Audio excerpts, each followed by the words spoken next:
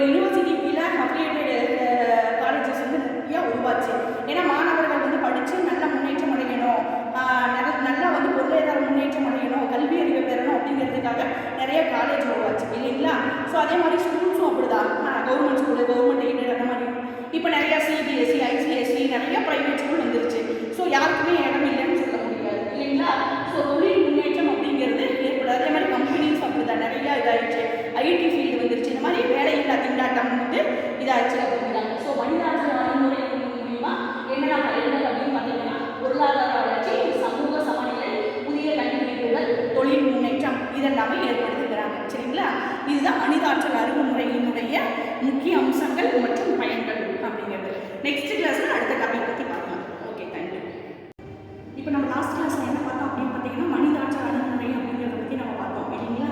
So அடுத்த topic நம்ம என்ன பார்க்க போகிறோம் அப்படின்னு பார்த்தீங்கன்னா செலவு பயன் அணுகுமுறை அப்படிங்கிறத பற்றி பார்க்க போகிறோம்.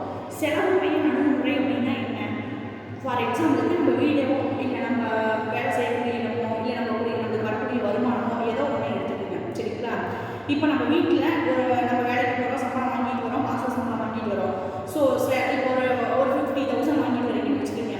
இப்போ வீட்டில் செலவு அப்படின்னு பார்த்தீங்கன்னா ஒரு 20,000 இல்லை 30,000 செலவு பண்ணணும். மிச்சம் 20,000 நீங்கள் வந்து பேலன்ஸ் மிச்சம் பண்ணி வைக்கணும். இல்லாமல் நீங்கள் என்ன பண்ணணும்னா 50,000 நீங்கள் வாங்கிட்டு வரீங்கன்னா உங்களுடைய செலவு 80,000 போச்சுன்னா உங்களுடைய செலவு உங்களுடைய வரவு இது ரெண்டையும் கம்பேர் பண்ணி பார்த்தீங்கன்னா என்ன ஆகும்? நஷ்டம் தான் இருக்கும் இல்லைங்களா?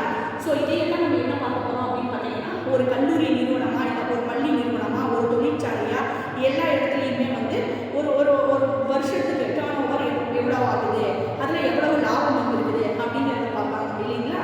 ஸோ இந்த செலவு பயன் அணுகுமுறை என்ன சொல்லுது அப்படின்னு பார்த்தீங்கன்னா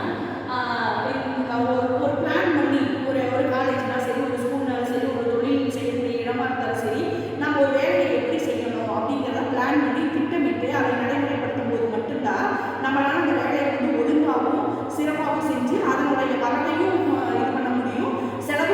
வரவுக்கு மீறி செலவாகாமல் நம்மளால் பார்த்துக்க முடியும். ஸோ இந்த செலவு பயன் அணுகுமுறை என்ன சொல்லுது அப்படின்னு பார்த்தீங்கன்னா அப்படி திட்டமிட்டு செயல்படுத்துவது மூலிமா நம்மளுடைய செலவு கம்மியாக இருக்கோ, பட் நம்மளுடைய திட்டங்கள் செயல்பாடுகள் எப்படி இருக்குன்னா அதிகமாக இருக்கும் அப்படின்னு சொல்கிறாங்க.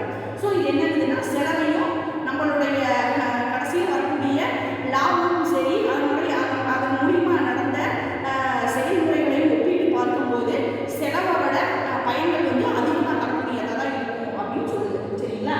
இதுதான் செலவு பயன் அணுகுமுறை சொல்லுது அப்படிங்கிறாங்க. ஸோ அப்போ என்னன்னா ஒரு